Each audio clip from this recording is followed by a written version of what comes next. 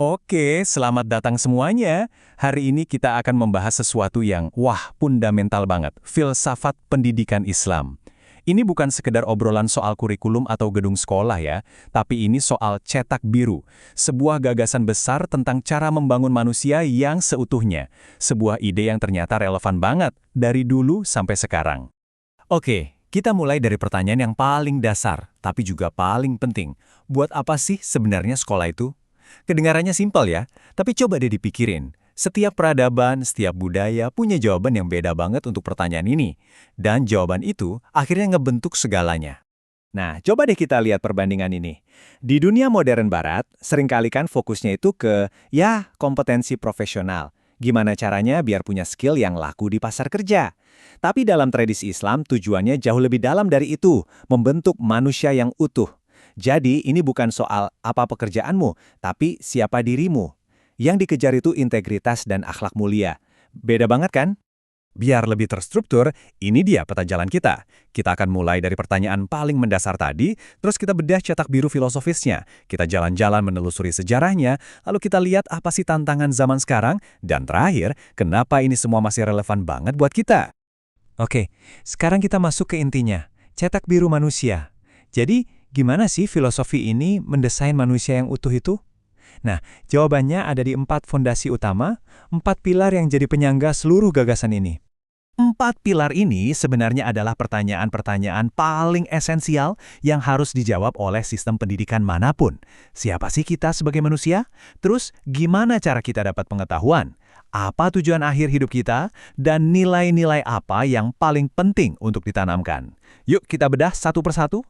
Pertama, ontologi. Ini soal hakikat manusia. Dalam pandangan ini, kita tuh bukan cuma sekedar otak yang jalan-jalan. Kita ini makhluk multidimensi, punya sisi spiritual, punya akal buat mikir, dan punya kebutuhan buat bersosialisasi. Semuanya nyambung. Dan peran kita di dunia ini adalah sebagai khalifah, semacam manajer atau penjaga bumi yang punya tanggung jawab moral. Selanjutnya, epistemologi. Ini tentang gimana cara kita tahu sesuatu. Nah, disinilah salah satu bagian paling kerennya.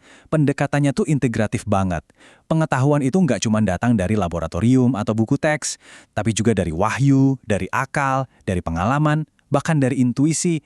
Jadi sains dan spiritualitas itu bukan musuh, tapi justru partner dalam mencari kebenaran.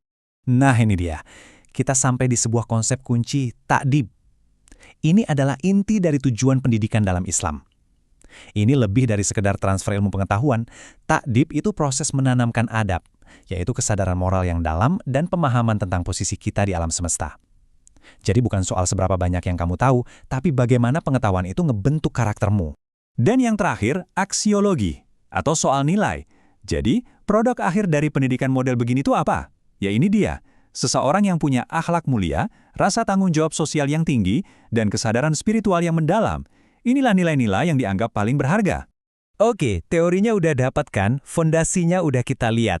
Sekarang, yuk kita lompat ke mesin waktu.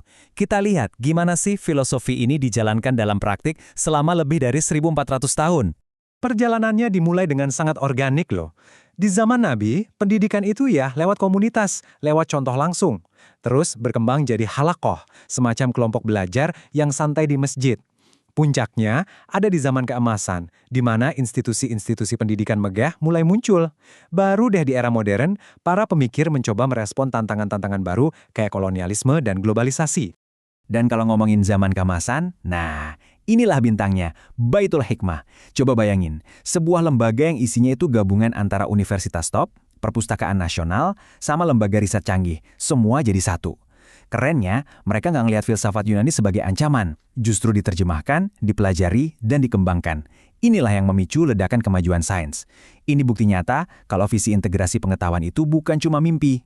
Coba dengerin kutikan ini deh. Metode pendidikan yang terlalu keras menghambat kreativitas. Kedengarannya kayak kritik pedas buat ujian standar zaman sekarang kan? Tapi ini ditulis oleh Ibnu Khaldun di abad ke-14. Ini nunjukin betapa majunya pemikiran mereka saat itu, yang udah fokus ke perkembangan psikologi siswa, bukan cuma sekedar hafalan. Pemikiran sekeren itu menunjukkan puncak dari sebuah visi pendidikan yang terintegrasi ya. Tapi ironisnya, seiring waktu, visi yang utuh itu justru mulai retak. Dan ini menciptakan sebuah konflik besar dalam dunia pendidikan Islam modern. Sebuah jurang pemisah yang coba diperbaiki oleh banyak pemikir sampai hari ini. Masalah utamanya adalah apa yang sering disebut dikotomi.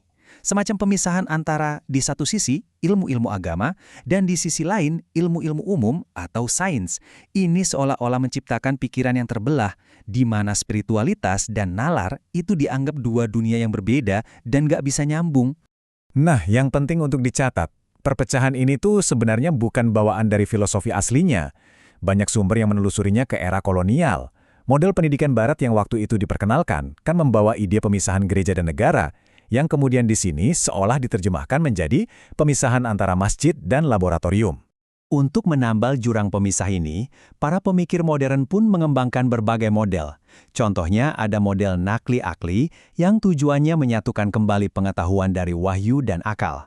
Ada juga model ulul albab yang lebih ke desain kurikulum. Gimana caranya biar bisa melahirkan insinyur yang juga paham agama atau ulama yang melek sains. Intinya sama, kembali ke visi awal yang utuh. Jadi, setelah kita jalan-jalan dari filosofi, sejarah, sampai tantangan modern, apa dong benang merahnya? Kenapa gagasan kuno ini masih penting banget di tengah riuhnya dunia kita sekarang? Tujuannya ternyata dari dulu hingga sekarang tetap sama, untuk menciptakan manusia yang seimbang. Seseorang yang pengetahuannya terintegrasi, akal dan wahyunya nyambung, yang moralitasnya kuat, dan yang spiritualitasnya memberikan makna dan arah hidup. Jadi ini bukan soal memilih antara sains, iman, atau etika, tapi tentang menyatukan ketiganya dalam satu pribadi. Dan ini membawa kita ke pemikiran terakhir. Sejarah sudah membuktikan, pendidikan itu bukan cuma membentuk individu, tapi juga menentukan arah sebuah peradaban. Jadi pertanyaannya untuk kita renungkan bersama, dengan sistem pendidikan kita saat ini, peradaban seperti apa sih yang sebenarnya sedang kita bangun? Terima kasih sudah menyimak.